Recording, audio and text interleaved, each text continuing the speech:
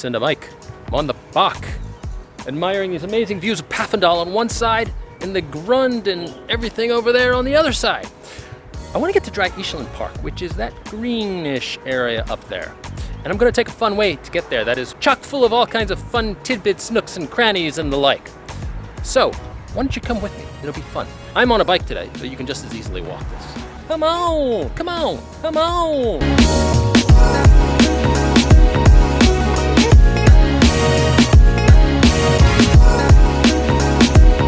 These are the three towers. This is an old gate to the city. The middle one, the oldest one, it's from like the 12th century. And then the rounded ones, they're from the 14th century. Let us continue on our merry way.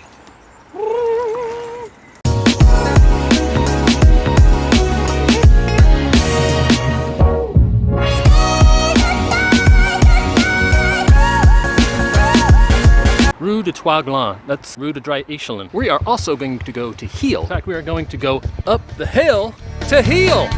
Let's see what I did there. So this tower here is the Heel, the Porte de la Heel. Vauban had it built to defend this narrow canyon here. To the left here is Fort Niedergrunwald.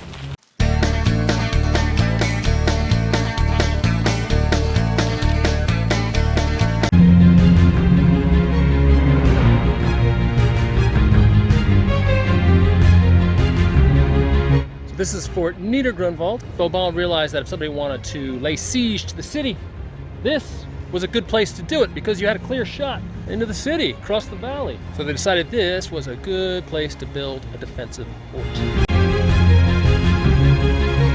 This time I'm going to Fort Obergrunwald!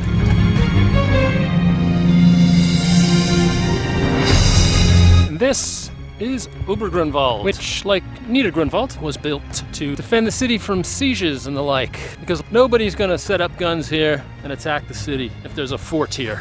We're just gonna continue to the Musée Dräi Eechelen, which is Fort Tungen.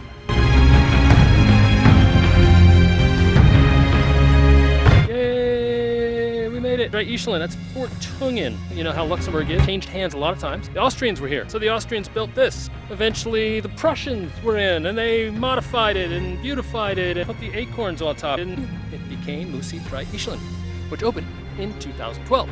So thank you so much for joining me. I hope you had fun. See you next time. Addy ciao. Tip top.